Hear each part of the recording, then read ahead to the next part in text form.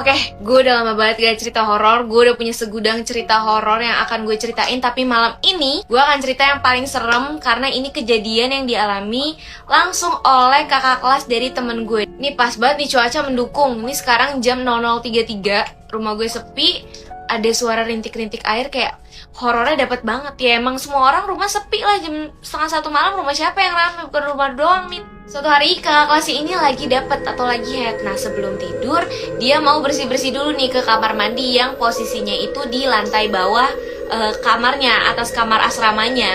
Teman-temannya ini udah pada mau siap-siap mau tidur. Nah, dia sendiri nih ke kamar mandi. Gue nggak tahu ini emang pemberani abis gitu kan, strong woman do bungsun. Enggak dong, itu drakor. Ya pokoknya dia ke kamar mandi. Pas masuk sepi, kamar mandinya tuh bener-bener gak ada orang, cuma dia doang. Masuklah ke bilik kamar mandi, bersih-bersih segala macem. Terus dia ngedenger ada suara gayung juga di kamar mandi sebelah dia. Di kamar mandi sebelah dia, bilik kamar mandi sebelah dia. Terus dia mikir, oh ada temen gue nih. Terus dia sempat manggil di situ. Dia pikir ini temennya. Dia manggil nih namanya. Gue nggak nanya namanya siapa ya. Pokoknya kita sebut aja B lah. B, lo mandi juga gitu. Gak ada suara sautan. Terus dia kayak, ya udah lanjutin mandinya, terus nggak berpikiran yang aneh-aneh. Nah, setelah keluar dari kamar mandi, dia penasaran dong si temennya ini udah selesai mandi atau belum. Dilihatlah bilik kamar mandi sebelahnya. Pas dibuka, nggak ada. Dibukain tuh atu-atu bilik kamar mandi, nggak ada siapa-siapa. Sampai kamar mandi cowok, nggak dong, kejauhan ngapain.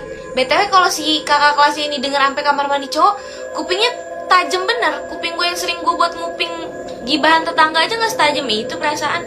Udah deh bercandanya udah. Terus pokoknya pas dibuka semua nggak ada siapa-siapa, agak udah mulai berasa nih bulu kuduknya merinding, bulu ketek semuanya udah pada diri. Nah, pas madep sono udah mau keluar dari kamar mandi, dari belakang ada suara. Kalian tahu nggak sih kalau misalnya di kamar mandi itu kan basah ya. Nah, itu kan kalau jalan kayak ada plek plek plek gitu loh, kayak ada bunyi ituan air, karena itu kan kayak genangan air gitu kan. Nah, itu ada suara langkah kaki di atas lantai kamar mandi yang basah itu. Kan kayak, waduh, siapa nih? Kan dia sendiri, ini langkah kaki siapa? Situ feelingnya udah gak enak banget. Dia udah gak mau nengok ke belakang lagi. Intinya kayak dia tuh fokusnya kayak, buruan deh gue sampai kamar gitu, karena ini ada yang gak beres. Akhirnya dia gak nengok ke belakang sama sekali. Dia udah jalan aja keluar dari kamar mandi. Dan lo tahu, bukan sampai situ aja, suara langkah kakinya ini ngikutin dia jalan. Bahkan di saat dia benar-benar udah panik banget, dia lari. Dia benar-benar lari, jalan cepet sampai lari estafet, sampai garis finish. Enggak dong, gak lucu sumpah. Kayak dia lari, itu suara langkah kakinya juga ikut cepet. Jadi benar-benar dia lari, suara langkah kakinya juga benar-benar lari juga ngikutin dia.